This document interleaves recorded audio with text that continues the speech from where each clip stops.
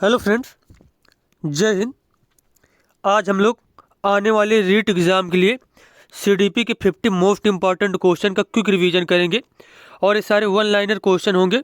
One liner question में एक फ़ायदा होता है कि कम समय में हम लोग ज़्यादा क्वेश्चन पढ़ पाते हैं और ये सारे वही क्वेश्चन हैं जो कई कई बार पेपर में पूछे गए हैं। तो चलिए देखते हैं। पहला प्रश्न यहाँ पर दिया गया है।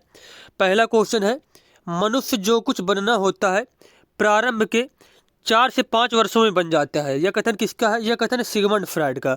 और इन्होंने कौन सा सिद्धांत दिया था? तो मनोविश्लेषण सिद्धांत दिया था। मनोविश्लेषणात्मक सिद्धांत दिया था। ये भी आपको मनोविश्लेषण सिद्धांत दिया था, ये याद रखना, ठीक है। उसके बाद गर्भ में बालक को विकसित होने में कितने दिन लगते हैं? 280 दिन। 280 दिन। 3 से 6 वर्ष का बच्चा अर्ध सपनों में रहता है। यह कथन किसका है? थॉर्नडाइक का। किसका? थॉर्नडाइक का। और थॉर्नडाइक ने कौन सा सिद्धांत दिया था?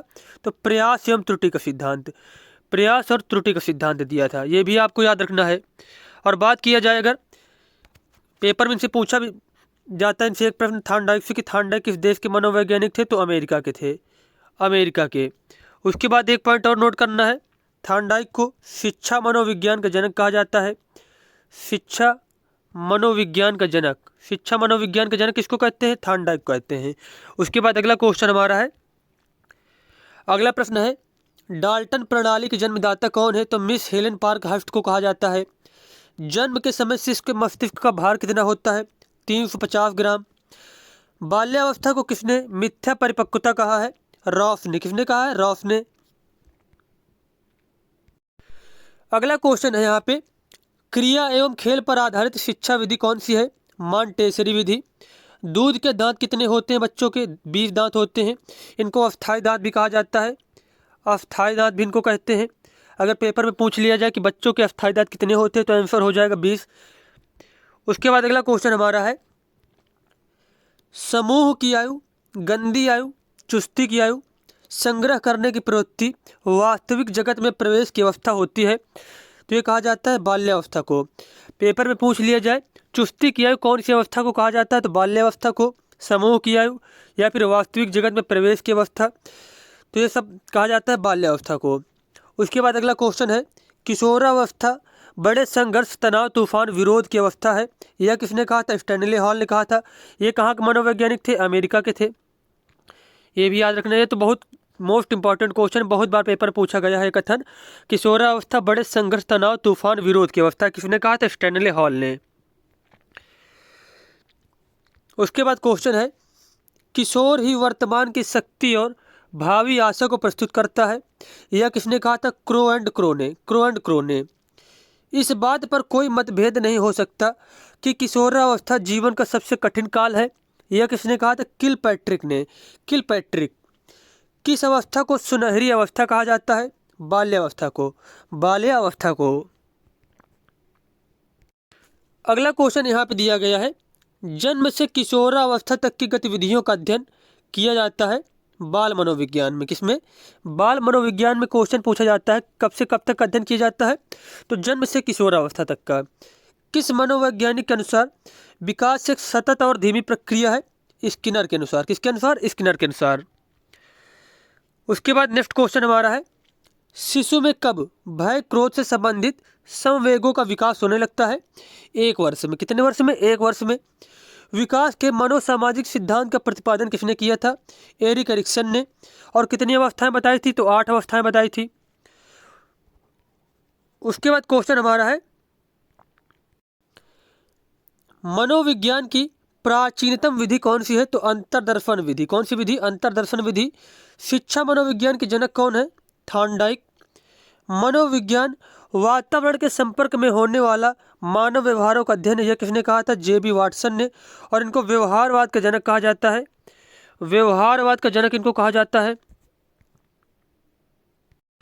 उसके बाद क्वेश्चन है, किस अवस्था में दांत बनना शुरू होते हैं? तो जन्म से पूर्व दांत बनना स्टार्ट हो जाते हैं। कितने वर्षों का बच्चा सार्थक शब्दों का प्रयोग करने लगता है? 3 वर्ष का।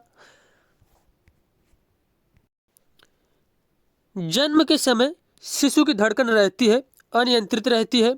मनोविज्ञान मन का विज्ञान है, यह किसने कहा था? अरस्तू ने कहा था।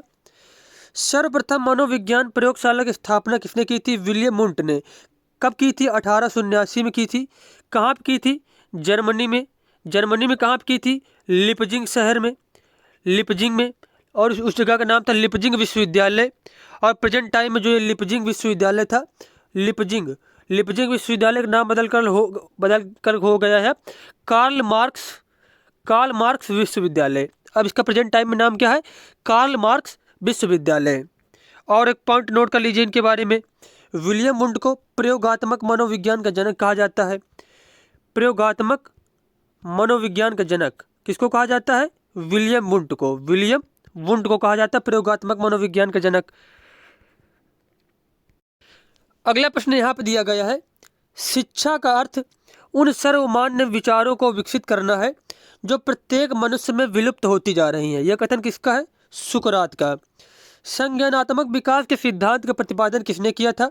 जीन पियाजे ने। और कितनी अवस्थाएं बताई थी? 4 अवस्थाएं बताई थी। किस पर प्रयोग किया था? तो बच्चों पर, खुद के बच्चों पर प्रयोग किया था। कौन से देश के मनोवैज्ञानिक थे? तो ये भी नोट कर लीजिए, स्विट्जरलैंड के मनोवैज्ञानिक थे, स्विट्जरलैंड के। अगला प्रश्न हमारा है,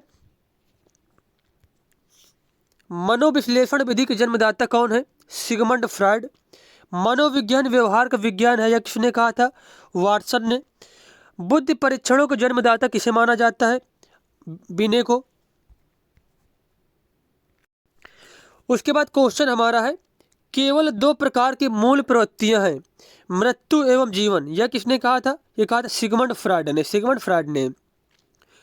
मुझे एक बालक दे दीजिए, तुम जैसा बनाना चाहते हो उसे मैं वैसा ही बना दूंगा। यह कथन किसका है? जेबी वाटसन का। उसके बाद क्वेश्चन हमारा है, तनाव व क्रोध की अवस्था है। तनाव व क्रोध की अवस्था कहा जाता है किशोरावस्था को। किशोरों में जो परिवर्तन होते हैं वह अकस्मात होते हैं। यह किसने कहा था? जीएस हॉल ने। खिलौने की आयु में किसे कहा जाता है? खिलौनों की आयु जो है किसे कहा जाता है? पूर्व बाल्यावस्था को। अगला प्रश्न यहाँ पे दिया गया है, विकास की प्रक्रिया बालक की गर्भावस्था से लेकर जीवन पर्यंत चलती रहती है तथा प्रत्येक अवस्था का प्रभाव दूसरी अवस्था में पड़ता है। यह कथन किसका है? हरलॉक का। विकास का वही संबंध परिपक्वता से है जो उद्दीपन का प्रतिक्रिया से है। उसके बाद क्वेश्चन हमारा दिया गया है, विकास शुरू होता है प्रसव पूर्व अवस्था से विकास जो है शुरू हो जाता है।